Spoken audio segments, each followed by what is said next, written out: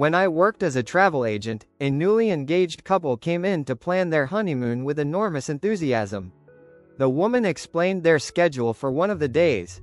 They wanted to see the Hollywood sign in the morning, then hop over to the Grand Canyon for sunset, and finally return to Los Angeles for a late dinner in Beverly Hills.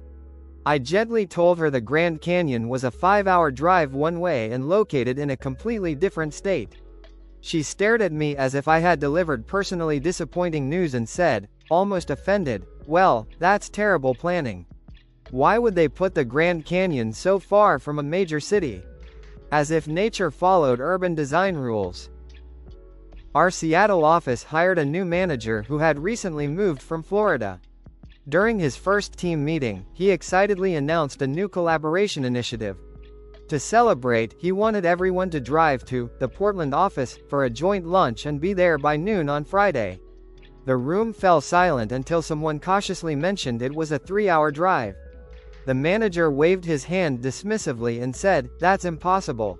I checked the map. Portland, Maine is just up the coast. 45 minutes at most." We had to explain that he had chosen the wrong Portland entirely and that Portland, Oregon, not Maine, was our actual partner office. His face slowly fell as he realized he had planned a lunch meeting across an entire country. In my American government class, we were reviewing the 3 branches of government when a student raised his hand with an earnest question. He asked, if the president is in Washington, D.C., but Congress is in the Capitol building, how do they communicate? Do they have to fly back and forth between the coasts all the time? The professor blinked in confusion before realizing the student believed the U.S. Capitol was located in Olympia, the capital of Washington State, while Washington, D.C. was thousands of miles away. He genuinely thought the 2 branches were operating from opposite sides of the country. The professor gently corrected him, but the student still looked doubtful, as if the national government had been organized in the least efficient way possible. A friend from Texas came to visit me in Denver and couldn't stop marveling at the mountain scenery. As we drove, he commented, "Wow, the Appalachians are way bigger than I expected." I laughed and corrected him, explaining that we were looking at the Rocky Mountains.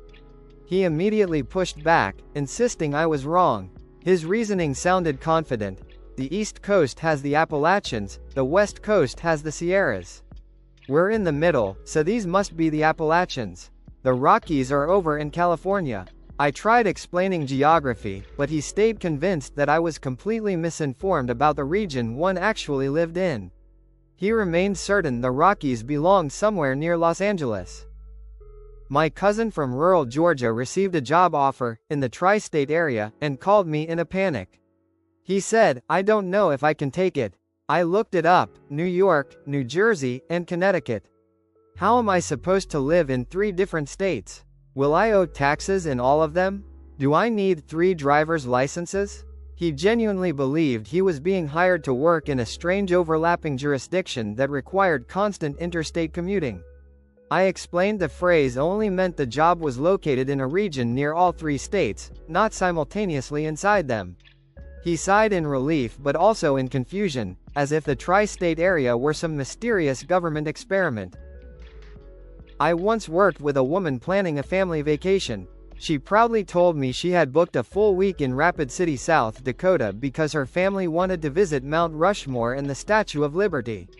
She asked me how many days she should reserve for the bus tour to New York, hoping they could make it there and back in a single day to avoid extra hotel costs.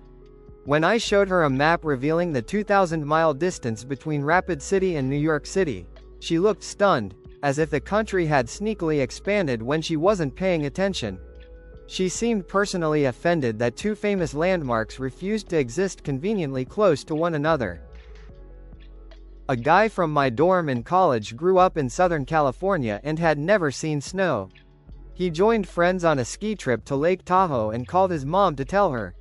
I overheard his side of the conversation. "No, Mom, it's okay. Yes, I know it's in Nevada. No, Mom, I don't need my passport. Mom, it's a different state, not a different country." When he hung up, he laughed nervously and said his mom was convinced that leaving California required international travel documents. She apparently believed state borders operated like national borders, and crossing into Nevada needed official clearance. He reassured her, but she still asked him to be careful at customs, just in case. Our company headquarters is in Chicago, and a new hire from Arizona was searching for apartments. He told HR he wanted something on the coast. The HR manager hesitated, then explained Chicago was in the Midwest, thousands of miles from the ocean. The new hire frowned and said, "But you have Lake Michigan." I saw pictures, beaches, waves, everything. If there's a coast, I want to live near it. He refused to accept that coast usually refers to oceans and not large freshwater lakes. He genuinely believed he could walk out of his apartment onto a beach, look out at the water, and somehow be staring toward Europe. It took a long explanation to convince him he wouldn't see the Atlantic from Lakeshore Drive. On a flight to Anchorage, I sat next to a man who was clearly traveling to Alaska for the first time. As we flew over the snowy Canadian landscape, he kept glancing nervously out the window. Finally, he whispered, "I hope I filled out my customs forms correctly. International flights stress me out." I smiled and explained, "Alaska is a U.S. state. No customs needed." His eyes widened. "Are you sure? We flew over another country to get here. Isn't that illegal?" He seemed convinced that airspace rules required border processing, even if the final destination was domestic. He spent the rest of the flight double-checking his passport anyway, just in case Alaska decided to operate like its own country. A friend of mine from Florida insisted that Key West was the southernmost point of the entire United States.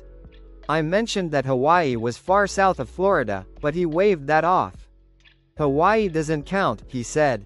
"Those are islands in the middle of nowhere. Key West is the southernmost point of real America, the part you can drive to." He had created an internal distinction between drive-accessible America and everything else, effectively categorizing an entire state as geographically optional. No amount of maps or latitude comparisons could change his mind. According to him, Key West held the title because it was connected to the mainland by bridges, which apparently made it more authentically American than an entire archipelago. We had an intern from a tiny town in Kansas who was working in our Boston office. One Friday afternoon, he announced he planned to walk to the next state over during the weekend. We assumed he meant Rhode Island, which would still have been an extremely long walk, but at least somewhat plausible. On Monday, he returned sunburned, exhausted, and deeply frustrated. "I walked north for 8 hours," he said, "and I never even saw a state line. States are way too big out here. Back home," he explained, "you could drive through 3 states before lunch." He had imagined a small, compact New England where borders were conveniently placed like county signs. Reality hit much harder than he expected.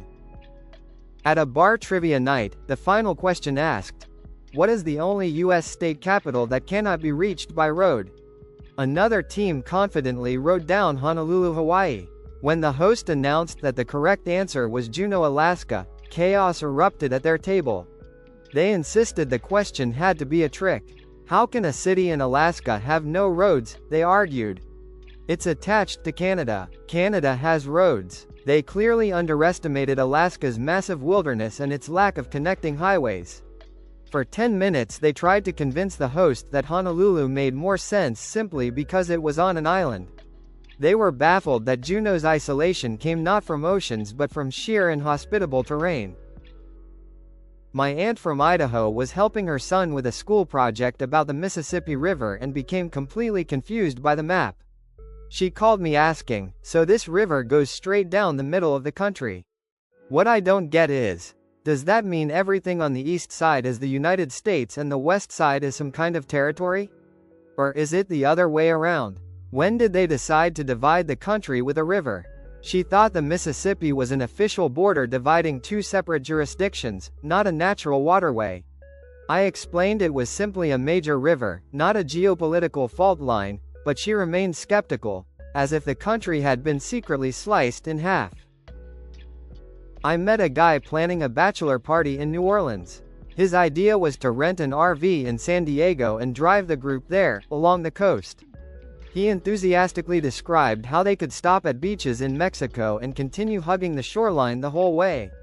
I had the unfortunate job of explaining that New Orleans is not on the Pacific coast but on the Gulf of Mexico, and that his plan involved entering another country and then crossing thousands of miles of desert and Texas.